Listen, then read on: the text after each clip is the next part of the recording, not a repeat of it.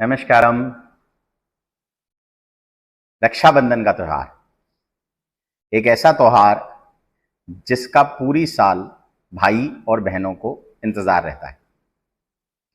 बहनें चाहती हैं कि वो अपने भाइयों के लिए अच्छी से अच्छी, सुंदर से सुंदर राखियां ला सकें, और भाइयों का कंसर्न होता है कि वो अपनी बहनों को अच्छे से अच्छे और सुंदर से सुंदर गिफ्ट दे सकें। पर आपको पता है, ये जो आज राखी है, ये रक्षा सूत्र है। प्राचीन काल में रक्षाबंधन का त्योहार रक्षा सूत्र बांध के ही बनाया जाता था, और वो रक्षा सूत्र एनर्जाइज्ड होते थे, अभिमंत्रित होते थे, एक सर्टेन वाइब्रेशंस के साथ उनको तैयार किया जाता था। रक्षाबंधन के लिए कहानी तो वैसे बहुत सारी हैं, बट मेन हमारा कंसर्न इस बात से है कि रक्षा सूत्र, राखी की जगह हम बांध सकें, उसको तैयार करने का एक प्रोसेस है। इस वीडियो में हम आपको यही बताने के लिए आए हैं कि आप अपने ही हाथों से एक ऐसा रक्षा सूत्र कैसे बनाएंगी जिसमें कि आपका प्रेम, आपकी मंगल कामनाएं तो हो ही, बट आपके भाई के लिए उसमें ढेर सारी एनर्जी, देवताओं की शक्ति, ब्लेसिंग्स भी हों, जिससे वो आपके भाइयों के जीवन में मंगल कर सके। तो आइए एक ऐसा ही रक्षा सूत्र आपको बनाना सिखाते हैं। तो देखिए, ये है कलावा, इसको मौली भी बोलते हैं। आपको ये लेना है, इसके आपको एक टुकड़ा लेना है जो आपके भाइयों की कलाई पे आसानी से आ जाए। इस तरह से आप कोई भी लेंथ का एक धागा ले सकते हैं इसमें से तोड़कर। ये ध्यान रखना है कि हमें इस धागे में नॉट्स लगानी है, गांठें लगानी है।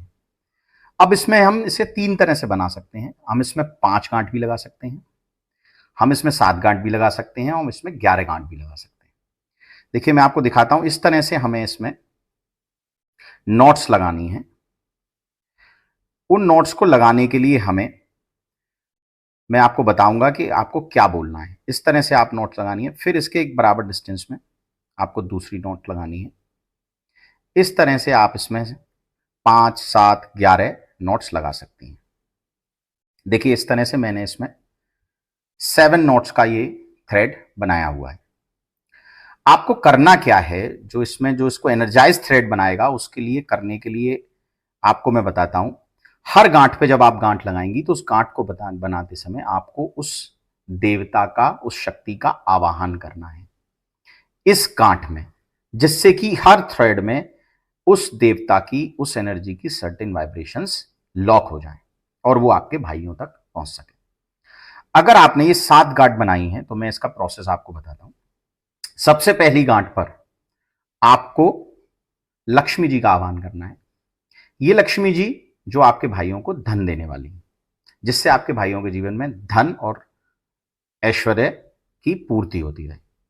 इसमें आप लक्ष्मी जी का मंत्र बोल सकती हैं, ओम लक्ष्मी नमः। दूसरी गांठ में आपको स्वास्थ्य की बात करनी है, जिसमें आप धन्वंतरी देवता का आह्वान कर सकते हैं। आप इसमें धन्वंतरी देवता का मंत्र बोल सकती हैं, ओम धन्वंतरे नमः। तीसरी गांठ में आपको गणेश जी के लिए बात करनी है। गणेश जी बुद्धि के देवता हैं, ज्ञान के देवता हैं। आपके भाइयों के जीवन में बुद्धि, ज्ञान और विवेक रहे, इसके लिए आप गणेश जी के मंत्र से इसको बांध सकती हैं, ओम गणेशाय नमः। फिर इस गांठ में आपको शक्ति का आह्वान करना है, देवी दुर्गा का, जिससे आपके भाइयों को शक्ति मिले और वो अपने जीवन के सभी कार्यों को पूर्ण रूप से कर सकें, ओम दुर्गाय नमः। फिर आपको उनकी यश, उनकी कीर्ति के लिए, उनके फेम के लिए आपको सूर्य भगवान का ध्यान करना है। तो इस गांठ में आप ओम सूर्याय नमः का मंत्र जाप करेंगे। प्रोटेक्शन के लिए आपको दत्तात्रेय भगवान का ध्यान करना है, ओम दत्तात्रेय नमः। फिर बात आती है 7वीं गांठ में विजय की, विक्ट्री की। इसके लिए श्री हनुमान जी का आप ध्यान कर सकती हैं, उनके मंत्र को आप जप सकती हैं, ओम हनुमते नमः। इस तरह से हम ये 7 गांठों पे 7 शक्तियों का आह्वान किया। आप इस धागे को बनाने के लिए 5 दिन, 7 दिन, 11 दिन का टाइम ले सकते हैं। प्रतिदिन आपको हर गांठ पर उन सर्टेन शक्तियों के मंत्रों का जाप करना है। 11 बार, 21 बार, 31 बार, 51 बार, 101 बार, 108 बार आप इनका मंत्रों का हर गांठ पर जाप करें। इससे ये गांठों उन देवताओं की शक्ति पूर्ण रूप से भर जाएगी और आप अपने भाइयों की कलाई में उसको बांध पाएंगे।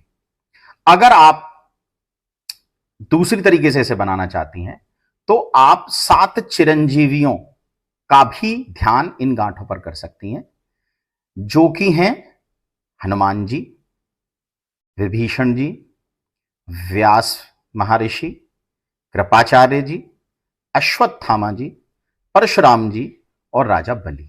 ये ऐसे चिरंजीवी हैं जो हमारी धरती पर हमेशा से चिरस्थायी रूप से निवास करते हैं और बहुत पराक्रमी है। इनकी एनर्जी भी आपके भाइयों को मिल पाएगी।